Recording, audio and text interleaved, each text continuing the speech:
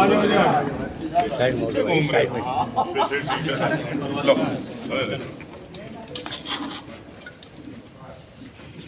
हाथ लगा लो, आप भी हाथ लगा लो, लगा लो, इसका लगाओ कंची के जय हाँ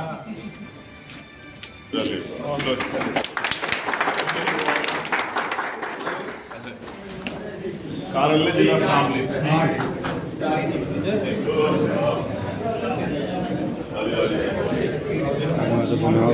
जाओ।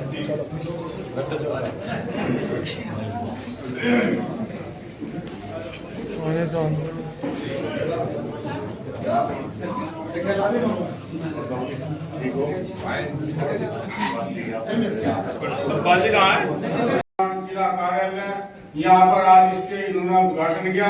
इसके लिए हम इनके बहुत आभारी हैं, बहुत शुक्रगुजार हैं। इनके साथ हमारे सांसद अमीर आलम जी, नवाजी सालम जी, भाई नीटू जी, बालाग्राम जी। मैं एक दिन यहाँ पर मीटिंग हो रही थी हमारे कार्यालय में, तो मैं कार्यालय में बैठा था। मैं एमपी साहब से संपर्क करा, नीटू भाई से संपर्क करा, बालाग्राम जी से कि हमारा कार्यालय यहाँ अच्छा सुंदर बनना चाहिए।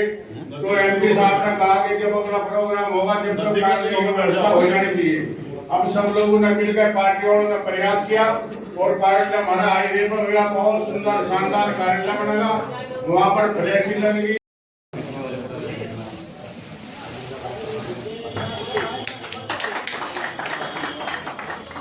चौधरी कृपाल चौधरी जी, मौसम राव जी कहाँ है? अच्छा, तो बहरहाल चंद्रशेखर जी के कदम जिला शामली की सरजमीन पर रखे गए। मैं अपने जनपद शामली की ओर से और यहाँ के तमाम आवाम की ओर से अपने राष्ट्रीय अध्यक्ष का स्वागत करता हूँ। ये हमारे जयपाल जी कसेरवा गांव है आपका और मजबूत आदमी है। इन्होंने कहा यादव साहब आप आजाद समाज पार्टी में चले गए, हमें याद नहीं किया। हमने कहा प्रधान जी भी कुछ बिगड़ा तो है नहीं। तो कहने मैं भी आजाद समाज पार्टी ज्वाइन करना चाहता हूँ, मेरी भी इच्छा है कि मैं भी इस पार्टी को मजबूत करूं। यकीनन मैं मानता हूं प्रधान जी आप और आपके जितने भी चाहने वाले हैं, मिलने वाले हैं, आपके जितने भी सपोर्टर हैं, उनसे आजाद समाज पार्टी को बल मिलेगा। आप आए, स्वागत है। आपने हमारे कहने से, हमारी दरखास्त है, हमने कहा कि यहाँ हमारी पार्टी गरीब पार्टी है, शुरुआत है, तो पार्टी का दफ्तर भी नहीं है, तो आपने ये व्यवस्था की, इसके लिए भी मैं आपका धन्यवाद अदा करता हूँ। और आपने यहाँ एक छोटा ही सही, आज छोटा स्तर पे खुला है, कल बड़ा स्तर पे खुलेगा। वक्त बदलता रहता है। लोगों ने जब अपनी पार्टियों की शुरुआत करते हैं तो एक कोल्ड्री से करते हैं और जाके महलों में बात बनती है। महल कौन सा होता है? महल वो जो सरकार देती है। महल वो नहीं कि जो खरीदा जा, बल्कि महल वो होता है जिसे सरकार देती है। उम्मीद तो मैं यही करता हूँ कि हमारे राष्ट्रीय अध्यक्ष भाई चंद्रशेखर, पढ़ोगी तो दुआ ही है और तो कुछ है नहीं हमारे पास। अब तो दुआ वो है आपके लिए कि वो ईश्वर, वो भगवान, वो अल्लाह आपको इतनी तरक्की दे कि आप इस प्रदेश के जो हालात हैं उनको खुद में बदलाव लाओ। हालांकि कोशिश बहुत करते हैं आप, पार्लियामेंट में, पार्लियामेंट के बाहर बोलते हैं, मुखर होकर बोलते हैं, कहते भी हैं कि संविधान का गला घोटा जा रहा है। तो उसको बहरहाल जिस दिन आप या आपके समर्थन से जो सरकार कभी बनेगी, तो मुझे पूरा यकीन है कि जो हालात है उसमें पूरी तरीके से तब्दीली आएगी। ज्यादा ना बोल के, क्योंकि चंद्रशेखर जी को अभी भविष्य में जाना होगा, है ना, और ऊन भी जाना है। बहरहाल हम लोग तो जाएंगे प्रोग्राम हुए जिले में थोड़ा बहुत टाइम लगा देते हैं, लेकिन असल मेहनत तो इन लोगों की होती है। जो हमारे राष्ट्रीय अध्यक्ष हैं, हम तो फेसबुक के जरिए देखते हैं, आज बनारस में है, कल इलाहाबाद में है, परसों जौनपुर में है, परसों बाद लखनऊ में है, उसके बाद आपका बिहार में है, उड़ीसा में है। बहरहाल मेहनत करते हैं और मुझे उम्मीद है आने वाले कल में इस मेहनत का सिला मिलेगा। और ऐसा कोई इंसान नहीं जिसका आरोप न लगते हो, ऐसा कोई बचावा नहीं है जिसको, क्योंकि जब आदमी उठता है तो उसकी टांग खींचने वाले बहुत लोग पैदा हो जाते हैं। तो इससे हमें घबराने की और परेशान होने की जरूरत नहीं है। आप आगे बढ़िए, आप आगे बढ़ते रहेंगे, आपका कारवा बढ़ता रहेगा और कारवा इस हद तक पहुंचेगा कि जहां तक हमारी बहन मायावती जी नहीं पहुंच पाई वहां तक आप पहुंचेगा। रामनिवास जी टिटोली और यशपाल जी के सेवा कला यशपाल अमरदास जी भी आकर मान्य सांसद जी का अध्यक्ष जी का स्वागत करें। आवे भाई कोई नाराज नहीं हो, कोई ऐसा होगा नाराज नहीं हो, आ जाओ। ये थोड़ा बाद में करा देते हैं, 5 मिनट ये बोलते हैं बस, 5 मिनट और आओ रामनिवास जी जल्दी आ जाओ, आ जाओ, मैं जल्दी कर एक यशपाल जी यशपाल अमरदास जी का सेवा करावे। आ जाओ, जाओ, जाओ। ये सम्मान तो कर दिया चौधरी साहब ने, हमारे चौधरी साहब। अच्छा अच्छा मैं कर दो, आप पंजाब ले लो, आप ले लो, मैं करता हूँ, बड़े को करता हूँ, भाई कर लो। पनीर की कहाँ है? हाँ जी, बैठ लो चौधरी साहब, बाहर की तरफ ही हूँ, बाहर की तरफ। सम्मानित साथियों, आज यहाँ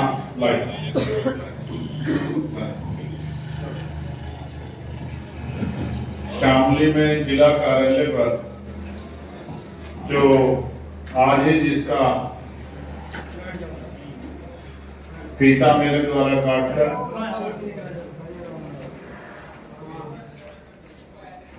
इसका कार्यालय का उद्घाटन किया गया है, जिस संकल्प से, जिस भाव से यहाँ की टीम ने, भाई प्रधान जी ने इस कार्यालय का उद्घाटन किया है, मैं संतों गुरुओं महापुरुषों से प्रार्थना करूंगा कि उनका जो सपना है वो पूरा। ये एक नींव रखी गई है। अभी मुझसे पहले पूर्व सांसद मेरे बड़े भाई अमीर आलम साहब बोल रहे थे और वो अपने शब्दों में आपका धन्यवाद कर रहे थे।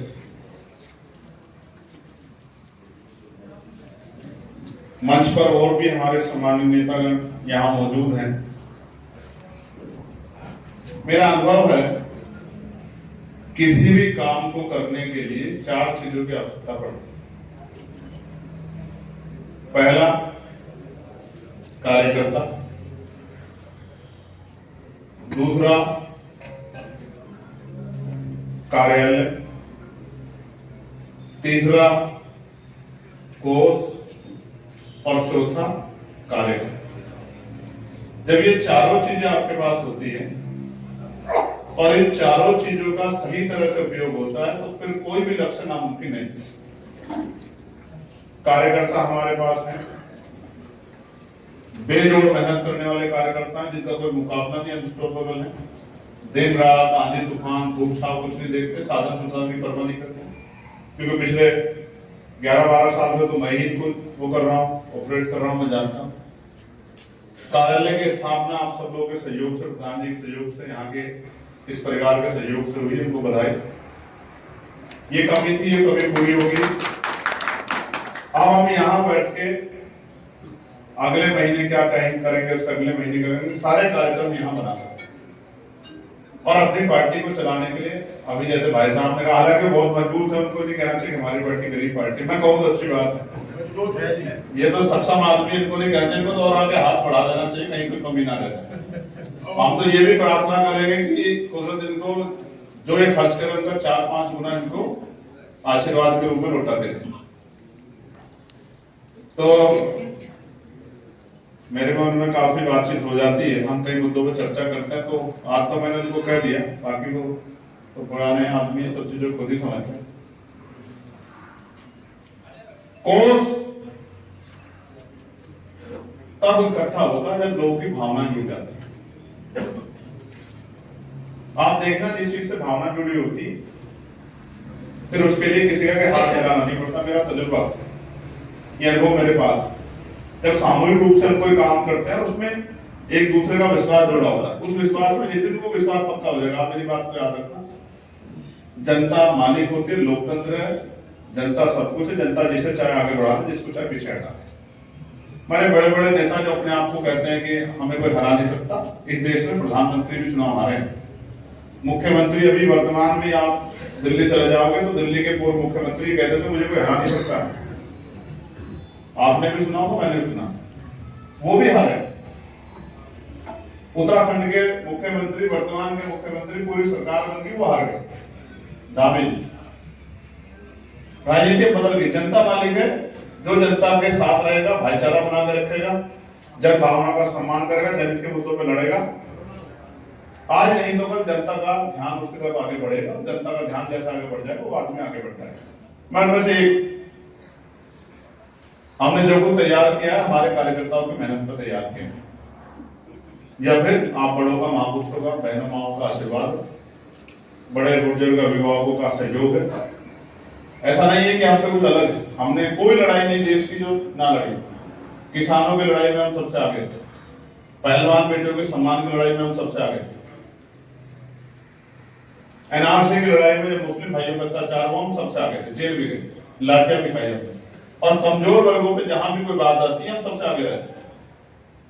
कर्मचारियों का मामला, नौजवानों का मामला, उनकी उम्मीद खत्म करवाने का मामला, सब मामलों में हमने पार्लियामेंट में बात की है। और आज भी प्रदेश की स्थिति बदले, इसके लिए भी हम लोग लगातार लड़ रहे हैं। मैं आपसे एक क्या आग्रह करूंगा, ये हमारा जो प्रदेश है, उत्तर प्रदेश का जो क्षेत्र है जिसमें हम पश्चिम, ये अमन भाईचारे का प्रदेश है, इसकी हवा बिगाड़ी थी, जानबूझ के हवा बिगाड़ी थी, क्योंकि उस बिगड़ी हवा से किसी का रास्ता खुला था, आपके बच्चों का नहीं खुला है। आप देख लो, आपके बच्चों का, आपका रास्ता खुला तो कोई बात नहीं, उस रास्ते को चलना अच्छी बात है जिससे आपकी तरक्की हो, लेकिन आपकी तरक्की हुई नहीं हुई, आपको बांटकर जिनकी राजनीतिक तरक्की हो सकती थी उन्होंने अपनी तरक्की कर दी। और किसान जो अन्नदाता है, आज उसकी इतनी बुरी हालत है कि उसके पीठ पे तो कर्ज का भार है और उसकी सुनवाई की कोई जगह उत्तर प्रदेश में नहीं। इसका उदाहरण मैं आपको बताता हूं, यहाँ तो फिर भी किसान थोड़ा सक्षम है, लेकिन आप उधर पूर्वांचल की तरफ देखोगे तो देखोगे यूरिया और डीएपी के लिए भी सुबह 4 बजे से लाइन लग जाती है, आदमी नाश्ता भी नहीं करता, घर से खड़ा हो जाता है, और बारिश में, तूफान में, फिर पुलिस का डंडा, भूखे प्यासे, कई लोग तो मर गए हैं। तो आपने इस उद्देश्य से कभी किसानों ने वोट दिया था, इस भाव को मन में रखकर किसानों ने वोट दिया था। जो किसान बीज देख के बता देता है कि फसल कैसी होगी, उस किसान को आइडिया भी था कि हमारे पास जो चक्रू घुमाया जा रहा है ये हमारी इस मिट्टी को खराब करेगा, हमारी ताकत को बढ़ाएगा। क्या हुआ ऐसा? बहुत आप बड़े हैं, मेरी बात, क्योंकि मैं वकील हूं, मेरे शब्द बड़े गहरे होते हैं, आप समझदार लोग हैं, मिलकर रहेंगे तो ही बचेंगे। अगर मिलकर रहेंगे, कटेंगे बटेंगे वाला वो आप याद मत रखना, उसका तो जिसको फायदा होना था हो गया। मिलकर रहेंगे तभी बचेंगे, एकजुट रहेंगे तभी बचेंगे। गांव बचेगा तो प्रदेश बचेगा, प्रदेश बचेगा तो देश बचेगा, किसान का मेरा बचेगा और किसान का मेरा तरक्की, ग्रामीण इकोनॉमी बढ़ेगी, किसान के घर में पैसा आएगा, उससे जुड़े हुए परिवारों के घर में पैसा जाएगा, तभी आंसू पूछेंगे। और कोई रास्ता है नहीं सरकार के पास, इतने कोई नौकरी रोजगार नहीं है, इनपे तो नहीं है, और तो भले जो नहीं आए वो क्या कर दे। और मैं आपको विश्वास दिलाता हूँ, आपका दल कमजोर नहीं, मैं आपको बहुत जिम्मेदारी से कह रहा हूँ। आपका दल कमजोर नहीं, हम 2 सीटें लड़े थे। दूसरी हम वहां पूर्वांचल में लड़े, कहते हैं कि पश्चिम की पार्टी है, पश्चिम की पार्टी है, हम वहां लड़े थे, तीसरे नंबर पर रहे। 84,000 वोट हमें मिले। 84,000 वोट थोड़े नहीं होते। नेपाल का बॉर्डर है, डुमरियागंज लोकसभा और जिला है सिद्धार्थनगर, बिल्कुल भगवान बुद्ध की नगरी है, तथागत भगवान बुद्ध वहीं पैदा हुए।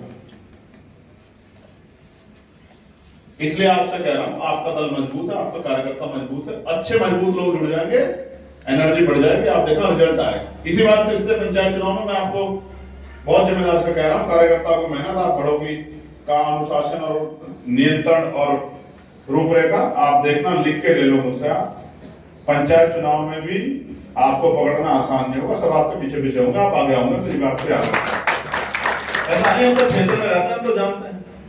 जो आज हमारे दल में नहीं, आप उससे पूछोगे ईमानदार से कि बता भाई काम कौन कर रहा, तो वो भी कहेगा कि लड़ाई तो वही लड़ रहा, बाकी तो भाई ठीक है, हम इधर हैं उधर हैं, वो अलग बात है, लेकिन वो ना नहीं कर सकता। और मैं आपको विश्वास दिलाता हूं, आज आपने जो नींव रखी है, ये क्षेत्र में नींव का पत्थर है, और इस पे इतनी बढ़िया बुनियाद को तैयार होगी, महल तैयार होगा कि जिससे बहुत सारे लोगों के नए रास्ते खुलेंगे। और हम तो बहुत दिन हो गए देखते देखते थक गए, किसानों की दुर्दशा देखते देखते थक गए, तो पूछने वाला ना ही उस तरह की शक्ति रही है यूनियन के लोगों में, उस तरह की चीजें सब खत्म, लगभग खत्म हो गए। कुछ हैं जो अपना लड़ाई लड़ रहे हैं, बची लड़ाई को आजाद समाज पार्टी काशीराम पूरी मजबूती से लड़ेगी, इस बात का मैं आपको विश्वास दिलाता हूं। बहुत बहुत धन्यवाद। आपकी बात की मैं एक आखिरी बात जरूर कह रहा हूं, आपकी बात की आड़गाड़ नहीं है। नेता मजबूत होता है ना, तो गट्टा पकड़ के मनवा लेता है बात को, मेरी बात को आप याद रखना। जब नेता मजबूत होता तो गट्टा पकड़ के मनवा लेता सरकार से बात को, जब नेता कमजोर होता है तो सामने चली जाती है प्लेट निकल के। मैं आपको बहुत जिम्मेदारी से कह रहा हूं, किसानों को उनकी फसल का दाम, चाहे वो कोई सी भी फसल हो, सरसों हो, धान हो, गेहूं हो, गन्ना हो, कोई भी फसल हो, दालें हो, सब्जियां, मैं आपको विश्वास दिला कहता हूं, वो उसका एमएसपी की लीगल गारंटी के साथ जो है ना, सरकार उसका वो किसान के खाते में पहुंचाने का काम करेगी। इस बात का और गन्ने का मूल्य नहीं बढ़ा ना, इस बार भी सरकार ने। हेलो, मैं चंद्रशेखर की पूछना हूँ सभा में, तो कोई कोई विज्ञापन का उससे बात करो। डूब जाता ना जाम में, इतने पैसे में तो तेल डूब जाता है किसान का, उसकी मजदूरी, उसके परिवार की मजदूरी तो बहुत दूर की बात है। तब गन्ने का दाम भी तभी बढ़ेगा। किसान को बस दाम नहीं बढ़ रहा है, नहीं तो तकलीफ भेजी, तकलीफ जिस दिन होगी ना उस दिन बटन बदल जाएगा। मेरी बात, मैं तो क्योंकि बच्चा हूं, मैं नहीं जानता हूं भाई, अगर मुझे किसी आदमी, कोई आदमी तकलीफ दे रहा, मैं तो रास्ते चलूंगा, मुझे बताओ।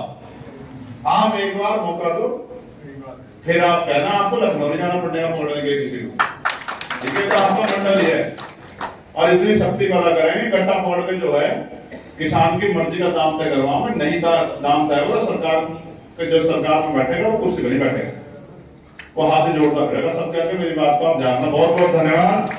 जय भीम, जय भारत, जय संविधान। आप सबके लिए मंगल कामना। प्रधान जी कुछ